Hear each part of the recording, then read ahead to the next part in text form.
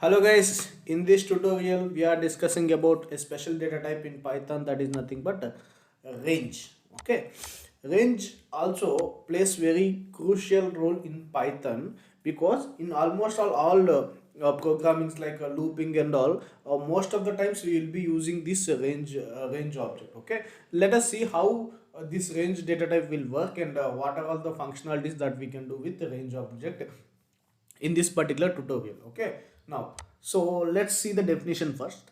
So range is a data type in Python which represent a sequence of values. Okay, so range sequence of we can say instead of sequence of values we can better say sequence of numbers. Okay, because in range we will have only numerical data in a particular range. Okay, in a particular range we have a sequence of numbers in this range object. Okay, and also we can say that all the elements, okay, we can say that all the elements present in this particular range object are completely immutable, means these are already fixed. Okay, these are objects are, I mean these numbers which are present in the range object are completely fixed.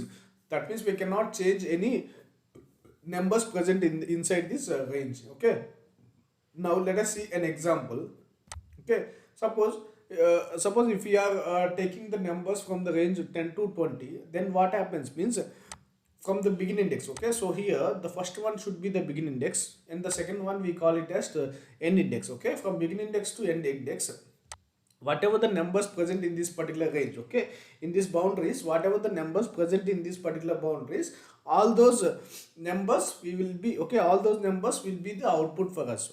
Again, here I want to make sure one point very clear, that in range object begin index is completely inclusive. Okay, begin index is completely inclusive, but end index, okay, end index is exclusive. That means in the output we have to include the begin index and we have to exclude the end index. Okay, before the end index, okay, before the end index, whatever the number is coming, that should be our output in this case. I hope all of you understand this range object theoretically. Now let us see how this range will work with with one or two examples. We'll see. Yeah, let us move to the ideally.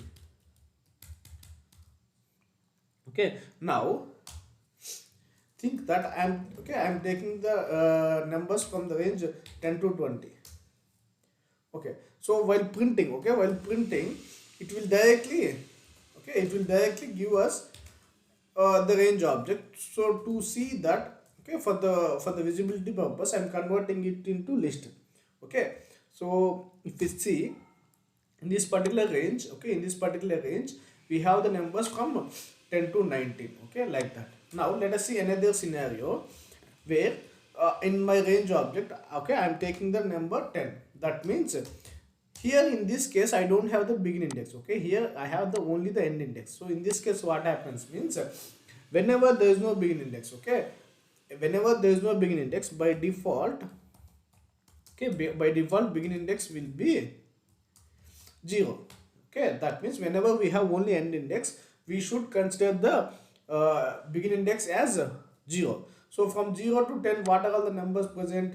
Okay, from 0 to 10, what are all the numbers present? 0, 1, 2 till 9. Okay, till 9 it will show in the output. Okay, till 9 it will show in the output. Now let us see this. Okay, let's try to print this and show how it will work.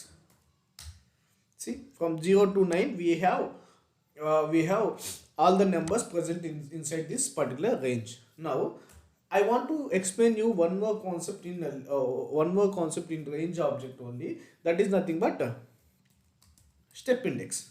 Okay, that is nothing but step index.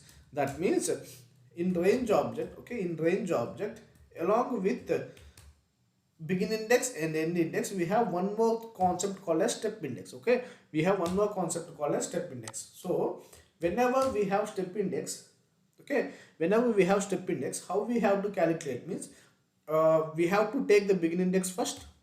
Okay, we have to take the begin index first, and we need to add, okay, for the begin index value we need to add the step index. So 10 plus 2 is what? 12. 12 plus 2 is 14. 14 plus 2 is 16. 16 plus 2 is 18. 18 plus 2 is 20. 20 plus 2 is 20. 20 plus 2 is 22. But it is exceeding my range. Okay, Okay, in between 10 to 21 we have only the numbers from 10 to 20, but 22 is exceeding my range, so I should remove that.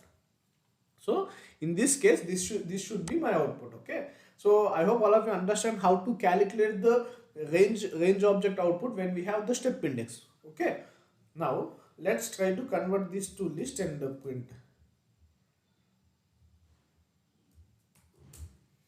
Okay, so in this way we can okay, in this way we can see the elements present in the range object with the step index. Okay, now you guys might have wondered like why, what is the real use of this range object means. Suppose if I want to create a list in Python which contains the numbers from 1 to 1000 or else 1 to 100.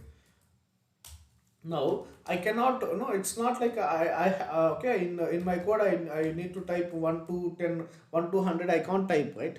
1 to 100 I can't type. So with the help of this range we can like I can do it very easily. So let us see how we can do that. So list of, okay, my intention is to create the numbers from 1 to 10 in a list, right? So list of range of 1 to 100 range I need to take means begin index should be 1 and end index should be 100. 100 plus 1, that is nothing but 101. Okay, my end index is 100 plus 1, that is nothing but 101. So now what I did, I have created a list very easily with the numbers from 1 to 100 range. Now let's try to print this list and show how we created the list. See, now in this list I have the numbers from 1 to 100. Okay, so in this way we can create a list very easily in Python. Okay, we can create a list with all the numbers however we want very easily by using this range object in Python. I hope all of you understand this range. Thank you so much. Bye.